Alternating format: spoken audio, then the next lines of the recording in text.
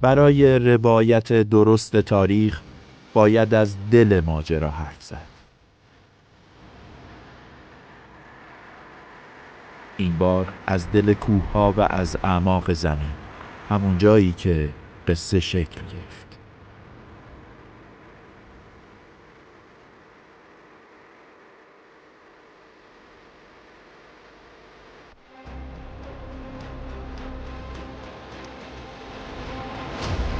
اینجا یکی از شهرهای موشکی. تا اونجایی که امکانش هست خودتو معرفی کن. سرباز کوچک ملت ایران، هادی هستم. آقا هادی، در دل این دفاع مقدس 12 روزه و وقتی شماها مشغول کار بودید، در این تونل ها چه میکردید شما؟ وظیفه من و دوستانم آماده سازی فروندها بود برای انجام مأموریت‌های ویژه و شلیک و اصابت به مقرهای تعیین شده. یعنی در این تونل ها موشک هایی که الان در تصویر میبینیم آماده میشد. بله، اسمبل میشد میدادید در اختیار بچه‌هایی که شلیک، بچه‌های عملیات که ببرن در موقعیت‌های تعیین شده برای اهداف تعیین شده انجام مأموریت کنن. درست. و در دل کار یک روز یک اتفاقی براتون میفته اینجا. اون اتفاق چیه؟ ما طبق روتین داشتیم کارمون رو انجام میدادیم که یه حادثه، یه اتفاقی، یه حمله‌ای یه ذره با شدت بیشتر نسبت به قبل انجام شد و ورودی‌ها و جاهایی که میشد که عبور و مرور کرد، تجهیزات برد، تجهیزات آورد و نفرات انتقال داد، مورد اصابت موشک‌های رژیم قرار گرفتن با حجم سنگین.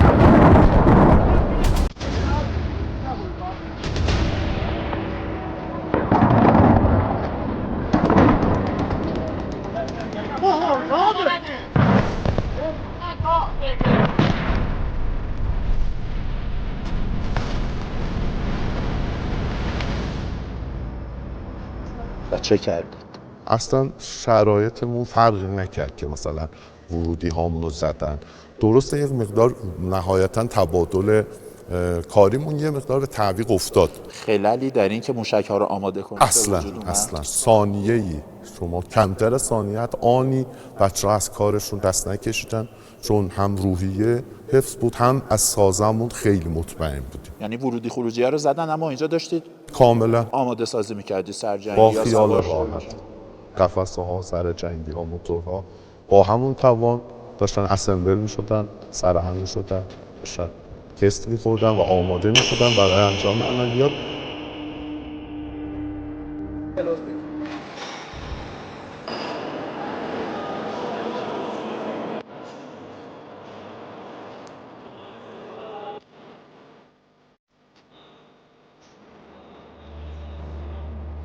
تصاویری که می‌بینید مستندی از لحظاتی است که فرزندان ایران بدون حتی لحظه‌ای درنگ موشک‌ها را آماده می‌کردند.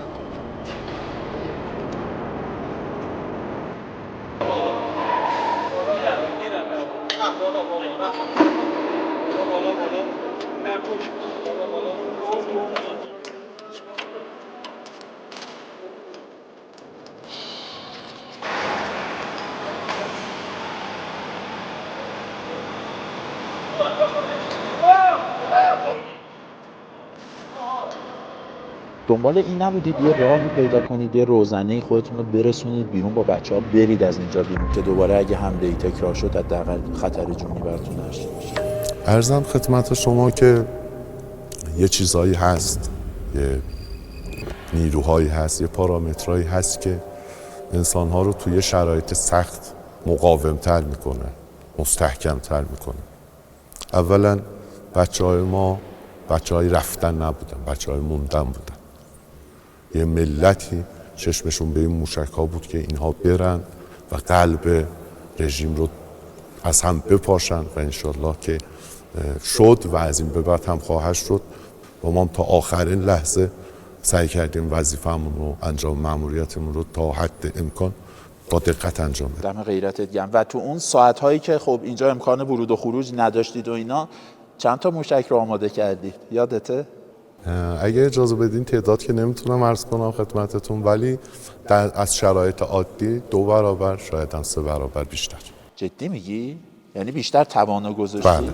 چرا؟ چون مثلا فکر می‌کردی اولا دستور بود، دوما میگم شرایط یه جوری بود که هر تعداد که آماده میکردیم به نفع خودمون بود و میتونستیم تعداد بیشتری هم مأموریت انجام بدیم، انتقال بدیم به بیرون و بچه‌های عملیاتمون شریک کنیم.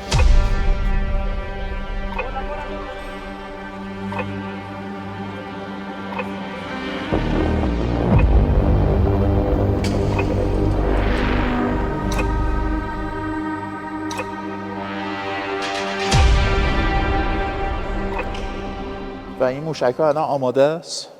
بله، همشون آماده. سرجنگی، سرجنگی، همه چی موتور، قفسه هدایت، همه چی آماده است. این تازه یه بخش این تونل‌های شهر موشکیه. 1 در 1000 شاید. 1 در 1000. خیبرشکن ها؟ خیبرشکن و حاج قاسم. حاج قاسم. اون موشک حاج قاسم هست. درسته. خب بعد که بیرون داشتن کار میکردن که این ورودی خروجی باز بشه. بله، بچه‌ها عملیات مهندسی داشتن انجام میدادن که هرچه سریعتر راه باز بشه، بتونن که انتقال فروند انجام بدن. ببین قشنگ جون کف دست بودن، همینجا معنی پیدا میکنه.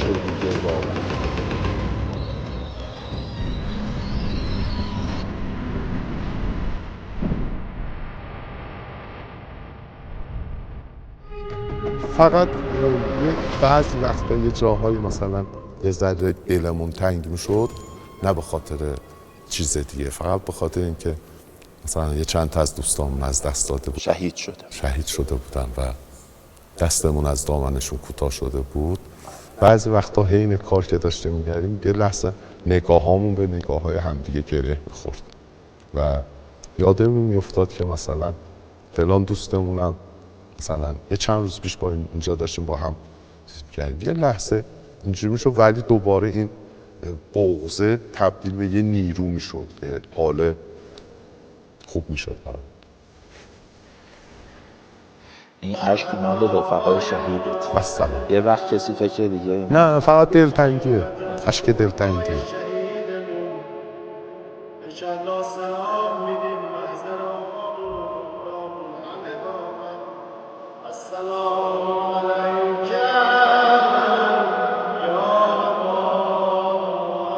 این حال و هوا رو بیشتر لابلای کتاب‌های دفاع مقدس خونده بودم، اما حالا نوبت به نسل جدید رسیده بود.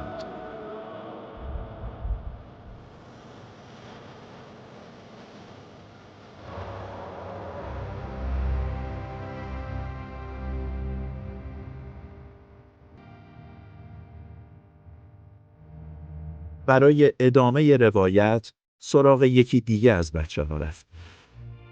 شما دهه چندی؟ دهه 60. دهه 60؟ بله. چی صدا کنیم شما رو؟ علی آقا. خب علی جان، هادی یه بخش قصه رو روایت کرد. درست. بعدش قصه میاد سمت شما. خودت بگو برامون چی شد؟ هادی اینا زحمت کشیدن تو اون شرایط سخت که اون آماده سازی رو انجام میدادن. بعد نوبت ما میشد که این موشک‌ها رو تحویل بگیریم و به هر طریقی که بود برسونیم دست بچه‌ای که توی میدان باید اجرا میکردن این شلیک‌ها رو و میزدن. اینجا موشک‌ها که آماده میشد شما تحویل میگرفتید؟ ما گرفتیم میبردیم. ورودی خروجی‌ها باز شده بود؟ بله باز شد. بعد از چند ساعت کار باز شد و شما اومدید و بله ما تحویل گرفتیم موشک‌ها رو و رفتیم پای کار، رفتیم میدان. و تو مسیر که میرفتید اتفاقی نیفتاد؟ خطری، تهدیدی؟ خطر که همواره بود، ولی تو مسیر خدا رو شکر اتفاقی نمیافتاد برای ما، ولی ما باید اینو رو سوار لانچرامون میکردیم. خب ولی خب آسمون هم همچنان ناامن بود دیگه برای بچه‌های ما. پهپاداشون بود.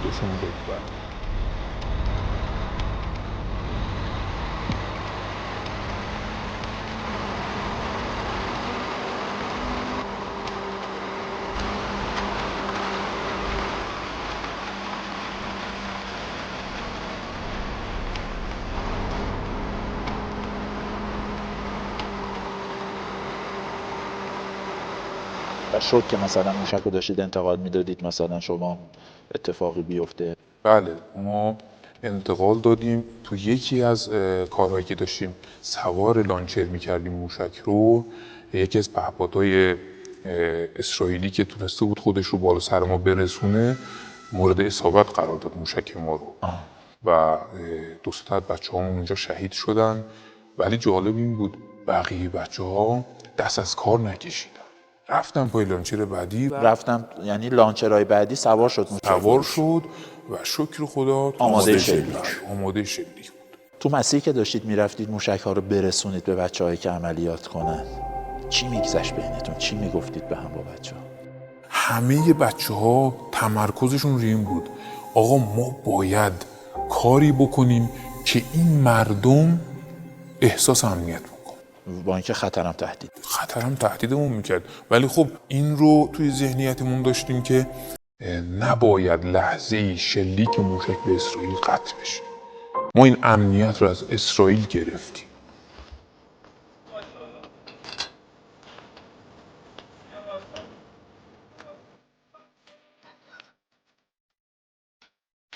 و این صدای لحظاتی است که شاید ضربان قلب بچه‌های موشکی تند میزد، نه از ترس جونشون، بلکه از چشم انتظاری یک ملت برای شلیک موشک‌ها.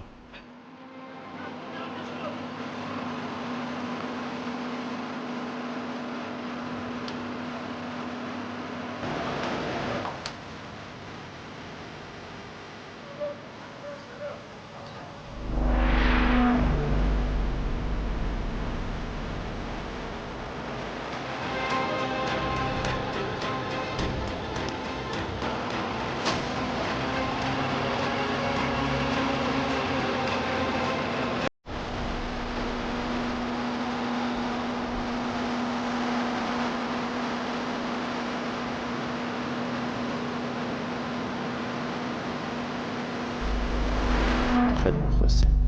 خوبی؟ ممنون. شما رو باید چی صدا کنم؟ من شما همین هستم.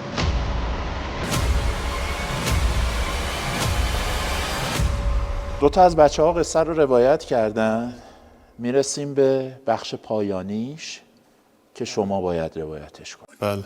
موشک‌ها رو توی اون شرایط اینجا آماده کردن، رسوندن دست بچه‌ها انتقال دادن به منطقه‌ای که قرار بود شلیک انجام بشه. بله. شما اونجا بودید. بله. بگو برام.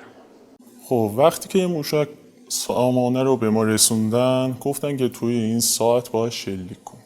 وقتی که کار کردیم بخوایم شلیک کنیم، واسه اون دکمه فایر، دکمه شلیک، خب مثلا بچه‌ها داشتن با هم دیگه بحث می‌کردن که آقا من برم شلیک کنم. خطر داشت ولی بچه‌ها میگفتن آقا من برم شلیک کنم. همین که شلیک انجام دادیم، پهپاد هرمس بود اشتباه نکنم اون موقع. پهپاد هرمس یه دونه زد لانچر ما رو. یکی از لانچرامون رو هدف قرار داد.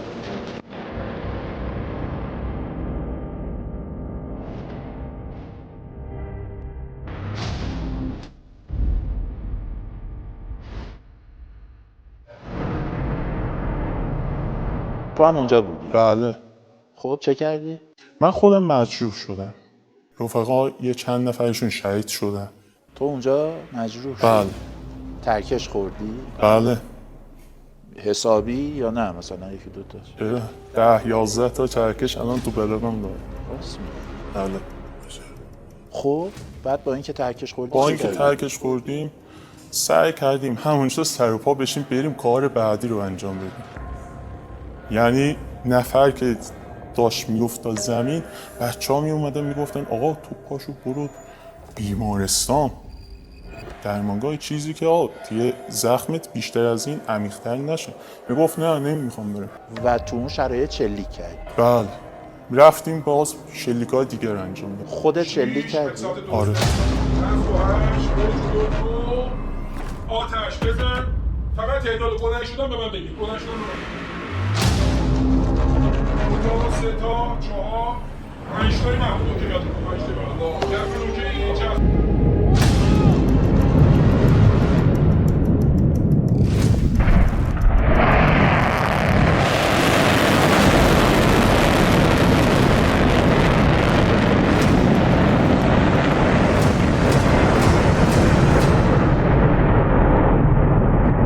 از اونجا چند تا موشک شلیک کردید تو اون شرایط؟ تو اون شرایط هولوش 10 تا 11 تایی بود. 10-11 تا آره از یه جا. موفق. آره موفق همشون رفت. و خبر داری که آره نقاط هدف رو اصابه قرار داد؟ مورد اصابه قرار داد. ماشاءالله. قربونت. به چی فکر میکردی اون لحظه؟ به رفقام وقتی بچه‌ها داشتن اینجا آمادش میکردن، تو اون شرایطی که اینجا به هر حال وصلش میکردن سرگرشون اینو همشون داشتن آماده میکردن، بعدش هم با اون شرایط میآوردن پیش ما با اون شرایط نمیتونستیم میدون خال کنیم، خیرتمون نمیکشید. دمت گرم. قربونت برم. این شجاعت از یک دهه 80 که الان جانبازه. آره جانباز چند درصدی؟ 40%. تازه هم درست تموم شده دیگه. تا قبل از این حالا تو دانشگاه درسایی که خوندی یا شاید بهتر بگم تو فیلم سینمایی ها دیدی با این چیزی که تو میدان تجربه کردی چقدر فرق داشت؟ ما قبل اینکه فیلم سینمایی ببینیم گیم هم بازی میکردیم. به قول گیمرها خیلی نوب وارد شدن، یعنی کاربلد نبودن. درسته شهید دادی ولی کاربلد اونی که جنگ بود تمام.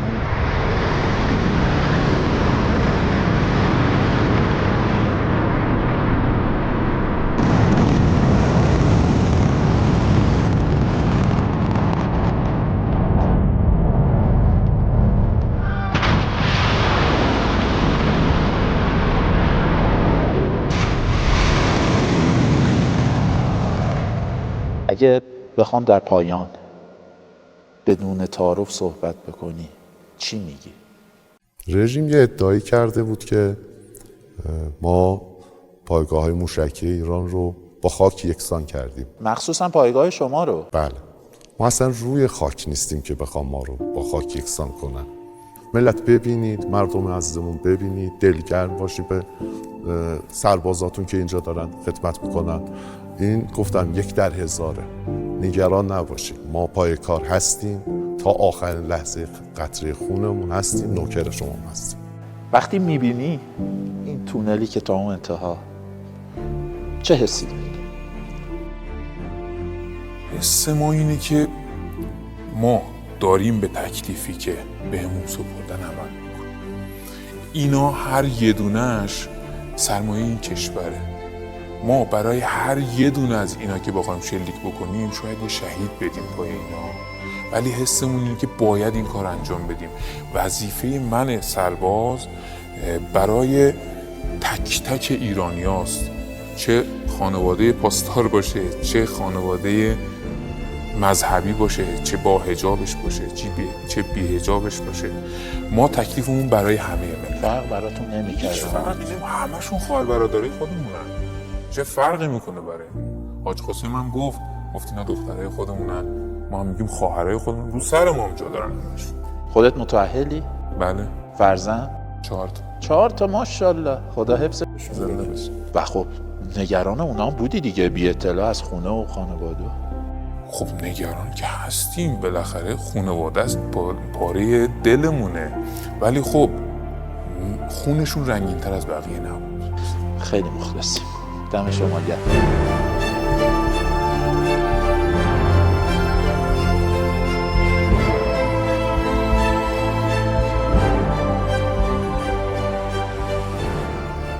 و این رشادت‌ها در قلب تاریخ ایران ما میماند و تا وقتی این دلها میتپد چراغ امنیت و آرامش برای ایران ما روشن است.